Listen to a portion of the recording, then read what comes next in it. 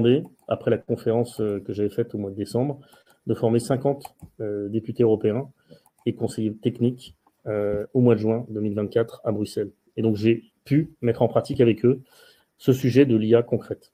Voilà. Donc ça, c'est vraiment un sujet important, c'est qu'on a vraiment aujourd'hui une prise de conscience du monde politique de la nécessité d'utiliser l'IA quotidiennement. Alors, deuxième sujet important, parce que définir un peu qui je suis, c'est aussi parler du TEDx. Je ne sais pas si dans l'Assemblée, il y en a beaucoup qui ont fait des TEDx, mais c'est un moment fondamental et important dans une vie. Moi, j'ai voulu le faire sur l'IA émotionnelle, sur cette IA qui, vous allez voir, va changer beaucoup de choses dans votre parcours client, dans votre vie d'entreprise et même dans votre vie personnelle. Parce qu'on est en train de parler d'IA, on va vous définir ce que c'est. Demain, l'IA, et quand je vous dis demain, c'est pas dans 10 ans, c'est dans 6 mois, elle va apporter beaucoup plus. Et donc, ce TEDx, je vous l'enverrai effectivement à la fin de la conférence. Ça a été un moment important pour moi parce que c'est 6 mois de préparation et parce qu'en 12 minutes, il faut résumer ce que c'est que l'IA émotionnelle. Voilà. Alors, les clients sont effectivement intéressés par la démarche parce que vous avez beaucoup de spécialistes d'IA en France et dans le monde qui sont des docteurs en IA, des théoriciens. Moi, ma posture à moi, ma conviction, c'est qu'il faut pratiquer. Et donc, on a formé un cabinet de conseil américain, Alan Amman, qui est présent dans la diapo ici aujourd'hui. On a formé leurs 3800 collaborateurs. Ça veut dire qu'en fait, on leur a permis de s'outiller pour que l'ensemble des salariés de cette entreprise soient d'un niveau débutant, intermédiaire, puis avancé en IA en l'espace de quelques mois. On est passé par notre plateforme qu'on va vous présenter après, et donc ce client a été totalement satisfait de notre démarche. Pourquoi ? Parce qu'on a traité des sujets comme la RH, comme la finance, comme l'expérience client, etc.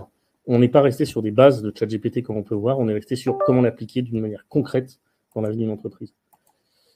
Alors voilà, avant d'aller plus loin, parce qu'on a commencé la conférence avec un petit peu de retard, dites-moi ce que vous inspire l'intelligence artificielle. Avoir votre sentiment sur ce que c'est avant qu'on commence à travailler le sujet. Voilà. Donc n'hésitez pas à répondre dans le chat, on va modérer tout ça et on vous apportera des réponses pratiques. Alors mon histoire, vous allez voir, avec mon histoire, vous verrez que tout le monde peut travailler l'intelligence artificielle et tout le monde peut réussir. Moi, contrairement à ce qu'on pense, je ne suis pas un technicien, je ne suis pas dans la tech depuis 40 ans, je n'ai pas un doctorat en IA, par contre, j'ai commencé ma vie comme expert en diamants et en objets d'art pour les assureurs. C'est-à-dire que j'ai travaillé mon sujet en authentifiant les objets d'art et les bijoux pour le monde de l'assurance et de la banque pendant 17 ans. Ça, c'est la petite image de gauche. J'ai fait une rencontre. En 2012, j'ai des amis développeurs, parce que j'en ai toujours eu, qui m'ont offert des bitcoins. Et donc, ils m'ont fait m'intéresser à ces jetons numériques.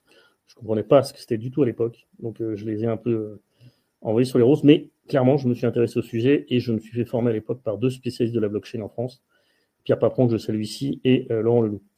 Et donc, ils m'ont expliqué ce que c'était et ça m'a permis de passer au step 3. J'ai fondé ma startup Monuma sur la blockchain et l'art, évidemment, qui est en capacité de lier mes deux mondes, où j'ai créé une sorte d'huissier numérique qui permettait de certifier des objets d'art dans le monde à l'aide de photos dans une application mobile. Et on a travaillé avec des grands assureurs comme Generali, comme Allianz pendant 5-6 ans. On a réussi effectivement à monter un beau projet et à travailler le sujet de certifier, grâce à la blockchain, les objets d'art. Et donc, effectivement, ça m'a permis de faire ce transfert entre mon métier d'avant, le monde de l'art et du luxe, et le monde de la technologie. Et donc, effectivement, le Covid arrive. Comme tous, on a des doutes, on s'est posé beaucoup de questions. Et moi, j'ai refondé une entreprise, Aztec, pour laquelle j'interviens ce soir, qui est un cabinet spécialisé dans tout ce qui est nouvelles technologies. Alors, je n'ai pas arrêté la blockchain, je continue à travailler. Je vous dirai tout à l'heure que le combo gagnant de ce soir, c'est blockchain plus IA, parce que c'est les deux technos qui vont bien ensemble. En tout cas, j'ai commencé à travailler dès 2020 sur l'IA. Pourquoi ? Parce que j'ai mis les mains dans le ChatGPT au début, et depuis ce jour-là, je n'ai pas lâché les 3 heures par jour quotidiennes que je fais sur ChatGPT. Ce qui m'a permis de travailler des sujets de formation, des sujets de pratique de conférences et de produits derrière. Donc voilà, l'idée, c'est de montrer que tout le monde peut y arriver. Je n'étais pas dans le monde de la tech avant, et maintenant je suis passionné. Mon tropisme à moi, c'est que j'emmène des entreprises au CS de Las Vegas depuis bientôt 10 ans, et que je me déplace souvent en Asie pour aller trouver les technologies.